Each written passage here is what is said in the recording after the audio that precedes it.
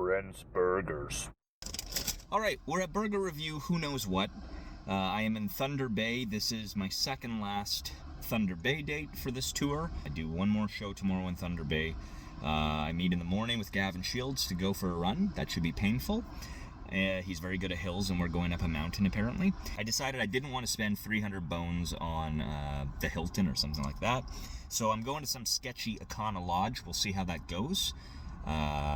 And yeah, hopefully that will be all right. So before I go there, I thought I would give the room cleaner some time to get tidied up, and I went to A&W.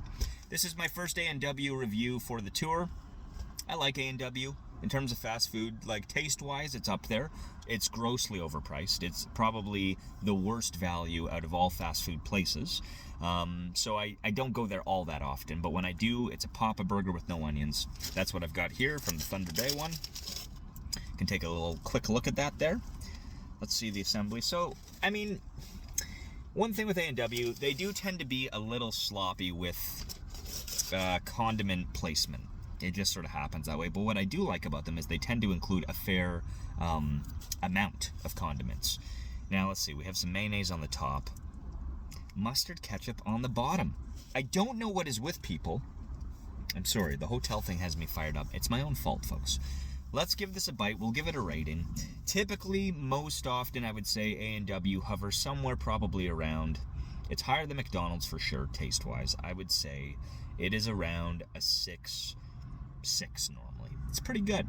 Maybe sometimes even a 6.8. We'll see how this one goes.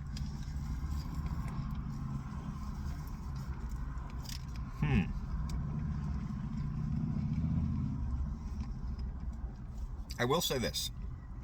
As much as I rip on the placement of things under the patty, okay, and I do rip on that a lot, and for good reason, I actually don't mind the pickles down there. And I think that's because, for me, pickles are really not that relevant on a burger. You don't need them. It's fine if they're there, within reason. So if they're on the bottom, not a big deal. I don't mind if I get into those a little late. Again, everything else should be on top. It's just the way it is.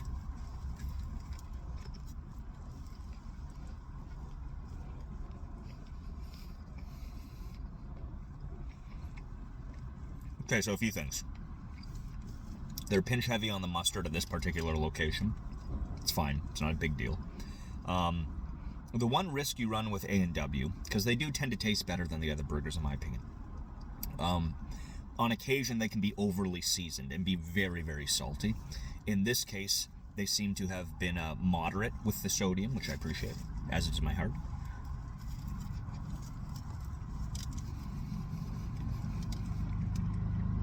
Okay, this doesn't need to be a particularly long one. I do need to get to the hotel. It's good. It's a 6.7.